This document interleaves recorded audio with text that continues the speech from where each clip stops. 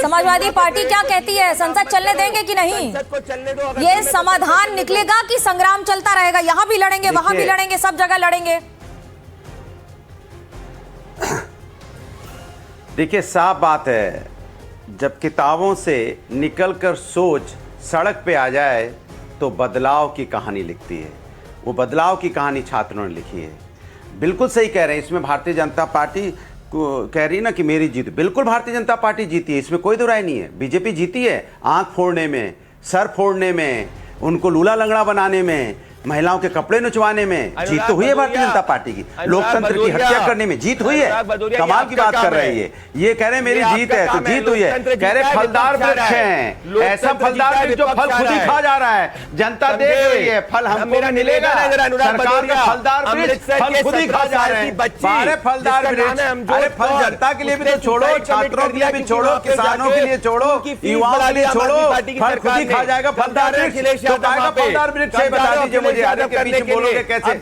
ऐसे डिबेट नहीं होती। अच्छा अनुराग जी, मुझे एक बात बताइए। अनुराग जी, प्रदीप जी आपको रोक रही हूँ मैं, लड़ने नहीं, प्रदीप जी मैं आपको रोक रही हूँ। मुझे ये बताइए अनुराग जी, रखो, हम लड़ने नहीं आए। इसको खत्म करने का इसका क्रेडिट किसका है? आप लड़वा रही हैं, ये भी तो ठीक नहीं है। आप लड़वाने के लिए बैठी हैं। फिर आप कहेंगे आपको मैं बोलने का मौका नहीं देती हूँ, बताइए। मैं अपनी बात कहना चाहता हूँ। आप उनको तो मैंने रोका, मैं तो आप तो मेरे सबसे प्रिय हैं, आप सुनते ही नहीं है मेरी बात। बताइए, मेरे प्रिय लोग मेरी बात नहीं सुनते हैं। लड़वा रही हैं, हाँ बोलिए। मैं आपसे तो सुन रहा हूँ, आप बोलिए तो सही। मैं आपसे ये कह रही हूँ कि क्रेडिट किसका है, समाजवादी पार्टी का, अखिलेश यादव जी का, या फिर राहुल गांधी जी का? किसको मिलेगा इसका श्रेय? अब मैं बता रहा हूँ, ये क्रेडिट जो शब्द है ना, आप इसको बुरा मत मानिएगा। श्रेय कि मीडिया को दिया गया है सरकार की तरफ से, इसको उछालो। ये श्रेय किसको मिलेगा? बोलने दीजिए, आप बोलने नहीं देंगे मुझे 10 सेकंड। अरे आपने कहा क्रेडिट जो शब्द है, मैंने शब्द हिंदी में बता दिया। नहीं देंगे तो कैसे? ये अरे सुनिए ना, अरे आप बोलने दीजिए। देखिए, ऐसे नहीं होगा। ये जो क्रेडिट वाला शब्द है ना, ये सरकार की तरफ से मीडिया को दिया गया है।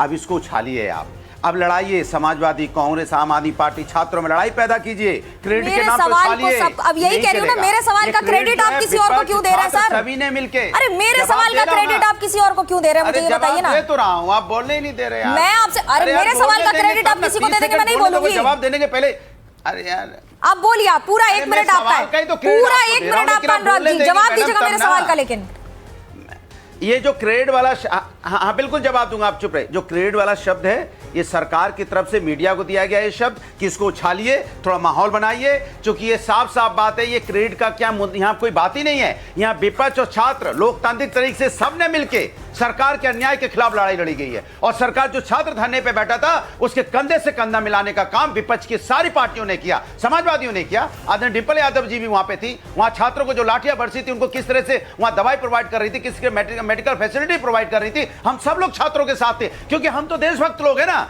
और जो देशभक्त लोग नहीं थे सत्ताधारी, वो लाठियां बरसा रहे थे, वो जमीन में बिछा रहे थे उनको, तो उनको क्रेडिट कैसे दे देंगे आप सत्ताधारी को? ये विपक्ष और छात्र ने सबने मिलकर इस आंदोलन को मजबूत किया और सरकार को झुकने पे मजबूर किया। ये है यहाँ पे क्रेडिट की बात है ही नहीं। बात है लोकतंत्र जीता है, और लोकतंत्र जीता है तो लोकतंत्र की खुशी में सब लोग नाच रहे हैं। लेकिन यहाँ पे लोकतंत्र जीता है, लेकिन तानाशाही हारी है। जो तानाशाही, हम इस्तीफा नहीं होता, हमारी सरकार में इस्तीफा नहीं होता, फिर इस्तीफा देते हैं, फिर क्या कहते हैं, मैं 10 दिन से बहुत व्यथित था, 10 दिन से व्यथित थे। 20 बच्चों ने 2 महीने पहले यहाँ सुसाइड, 2.5 महीने पहले किया था, सुसाइड किया था, तब व्यथित नहीं हुए। आज व्यथित इसलिए हुए क्योंकि छात्र और विपक्ष सब रोड पे आ गया और सत्ता की गिरबान पकड़ ली लोकतांत्रिक तरीके से। अब आपको झुकना पड़ेगा। तो लगा कि सत्ता ही ना चली जाए, हमारे इस्तीफे के चक्कर में सरकारी को पूरा इस्तीफा ना देना पड़ जाए, तब जाके इस्तीफा हुआ है। इस्तीफा ऐसे हुआ क्या? चलिए, मैंने आपसे पूछा था कि राहुल गांधी जी और अखिलेश यादव जी में श्रेय किसको मिलेगा, आप कहीं और ही चले गए। प्रदीप जी, आपको लगता है कि सरकार को झुकना पड़ा इस बार? पूरा विपक्ष हम एक साथ हैं, आप उसको बांट क्यों रहे श्रेय में? ये श्रेय वाला शब्द कहां से मिला आपको? ये जो मेरी वोकैबुलरी है सर, मीडिया को श्रेय वाला शब्द उछालो। चलिए निशांत आनंद जी है, निशांत आनंद जी, डॉक्टर निशांत आनंद, निशांत जी आप इस बात से सहमत है? आप भी बता दीजिए कि श्रेय, तो मुझे ये बता दीजिए ना कि आप फिर अलग अलग पोस्टर, लखनऊ में अलग, दिल्ली में अलग, ये क्यों लगा रहे हैं? निशांत जी फिर एक ही पोस्टर लगाइए ना सब जगह। देखिए, धर्मेंद्र प्रधान का इस्तीफा इस देश के युवाओं और सत्य की जीत है। Point number 1। नरेंद्र मोदी की अहंकार हार गया है। और देखिए एक बात मैं कहना चाहूंगा, प्रदीप भंडारी जो बीच में शोर मचा रहे थे, शिकारी सोच रहा है कि वह शिकारी है, उसे खबर ही नहीं है, अब उसकी भी बारी है। इन सबका नंबर आएगा इस देश के साथ, चाहे युवा हो, चाहे किसान हो, चाहे महिलाएं हो, चाहे गंगा मेरी माँ हो, हर राम मंदिर हो, हर जगह इन डकैतों ने चोरी करी है। तो हमें समझना जरूरी है कि निशान जी, जवाब मेरा सवाल एक छोटा सा, 2 पोस्टर लग रहे हैं, इसलिए मैंने पूछा कि अखिलेश यादव जी, राहुल गांधी जी, अलग अलग पोस्टर अलग अलग शहरों में लग रहे हैं, जरा बता दीजिए क्या श्रेय की लड़ाई हो रही है? श्रेय कौन लेना चाहता है, क्यों? ये श्रेय युवाओं को जाता है, कोई भी ऑपोजिशन पार्टी नहीं लेना चाहती, सब साथ में है। देखिए मैं आपको बीजेपी की तारीफ में 2 लाइनें और कहूंगा। वो बेच रहे हैं भारत को, वो चैन से कैसे सो जाऊं, ये ऑपोजिशन कह रहा है। वो लूट रहे हैं भारत को, मैं चैन से कैसे रह जाऊं। संघर्ष मुझे इस मिट्टी की, सौगंध मुझे इस मिट्टी की, मैं देश नहीं बिकने दूंगा। हम भारतीय जनता पार्टी के सामने देश नहीं बिकने देंगे। सारा विपक्ष एक साथ है, चाहे समाजवादी पार्टी हो, चाहे कम से कम लाइन तो यार, लाइन भी चोरी कर रहे हो यार। जवाब देना चाहिए। मनोज्ञा जी जवाब दे दूं बच्चों को? प्रदीप जी जवाब दीजिए। आखिरी बात, 5 सेकंड। मनोज्ञा जी मैं जवाब देना चाहूंगा कि इस बच्चे को पैलेट गन से क्यों मारा गया, इसकी दोनों इसका भी जवाब ले रही हूँ। प्रदीप जी, जो गोलियां चली हैं उस पर तो आरोप लग रहा है ना कि ये सरकार की क्या हाई हैंडेडनेस थी, इसका क्या जवाब है? बताइए प्रदीप जी।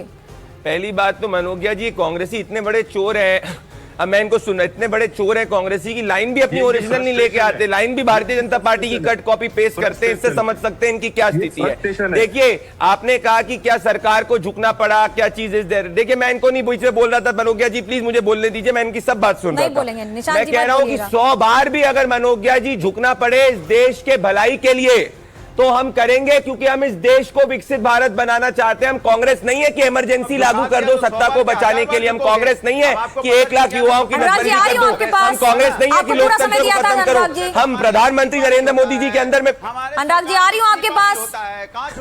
मनोज्ञा जी देखिए ये दोनों घबरा जाते हैं जब मैं बोलना शुरू करता हूँ। बोलिए प्रदीप जी। मैं बोल दूं अपनी बात, फिर ये कोई बोलिए, मैं बोल सकता हूं मनोज्ञा जी अगर आपकी आज्ञा हो तो। प्रदीप जी बोलिए। देखिए मैं कहता हूं कांग्रेस को जितनी गालियां बकना है बके, सपा को जितना क्रेडिट लेना है ले, हमारे लिए सपा कांग्रेस मैटर ही नहीं है। हमारे लिए इस देश के युवा मैटर करता है और हमारे लिए इस देश के युवा की भलाई मैटर करती है। हम इस देश के युवाओं को एंटी सोशल एलिमेंट्स के हाथों में नहीं जाने देना चाहते थे।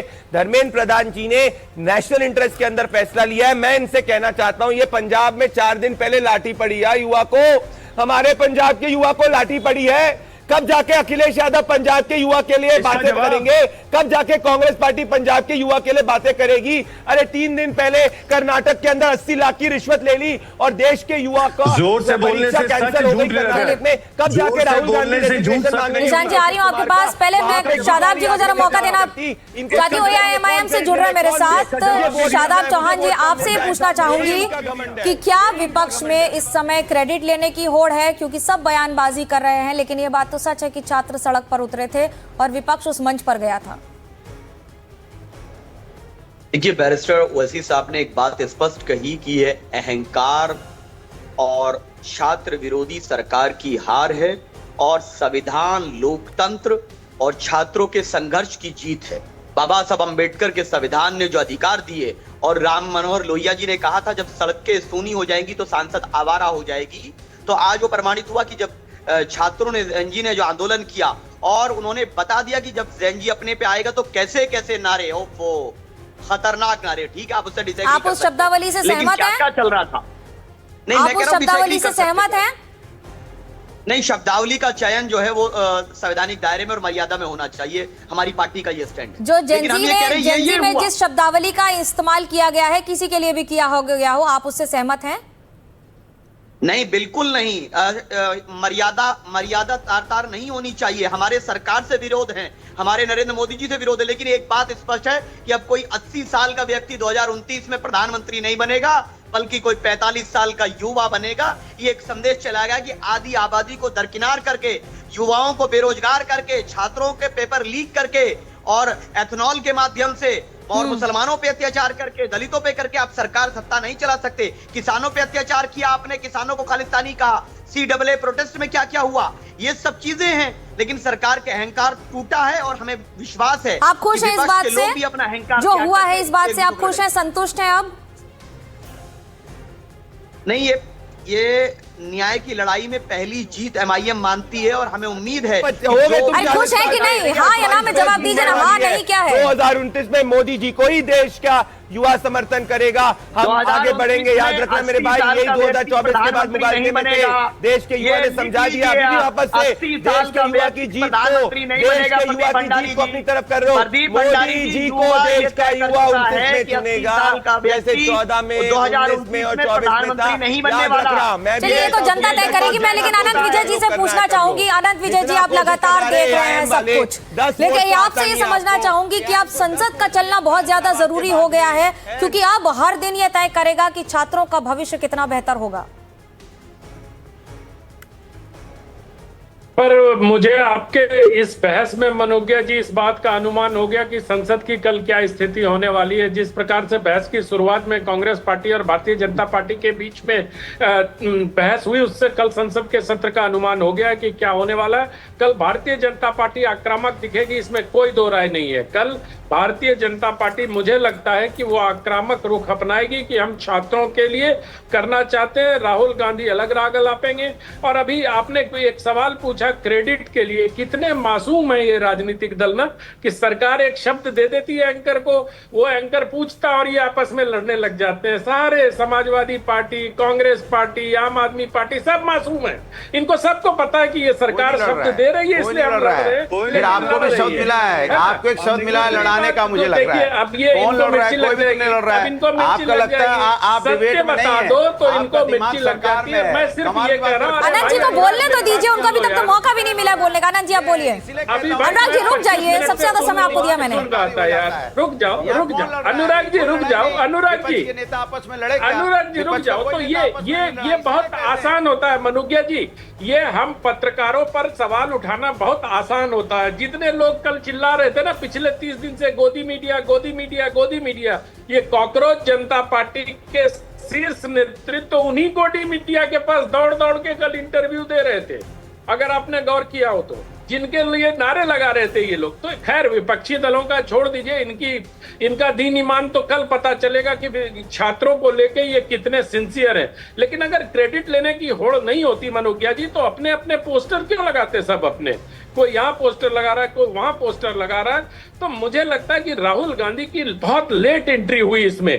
ये सही है कि राहुल गांधी ने सबसे पहले गूंज नाम से एक कार्यक्रम शुरू किया, वो कोटा में गए, कोटा में कार्यक्रम शुरू किया, लेकिन उसके बाद वो 21 दिन के वेकेशन पे गए, जिसके कारण पटना का और प्रयागराज का उनको गूंज कैंसिल करना पड़ा उनकी पार्टी को। वो जब लौट के आए तो उनको लगा कि अरे ये श्रेय तो हमसे कहीं छूट रहा है, तो ये फिर प्रधानमंत्री आवास पे धरने पे बैठ गए। तो आपको याद होगा कि संजय सिंह ने क्या ट्वीट किया था, पूरी दुनिया को याद हो, मुझे दोहराने की और कार्यक्रम में उसको बोलने की आवश्यकता नहीं है। बता दीजिए, याददाश्त कमजोर होती है लोगों की। आम आदमी पार्टी ने यही लिखा था ना, बीजेपी से मिलकर इस आंदोलन को कमजोर करने का प्रयास किया जा रहा है। तो आपस में श्रेय लेने की होड़ नहीं है, तो ऐसे ट्वीट, ऐसे एक्स पर पोस्ट क्यों आ रहे हैं भाई? मैं तो ये कह रहा हूं, अगर वो इधर जंतर मंतर पे धरना हो रहा है, उधर कोई गांधी जी के वहां धरना दे रहा है,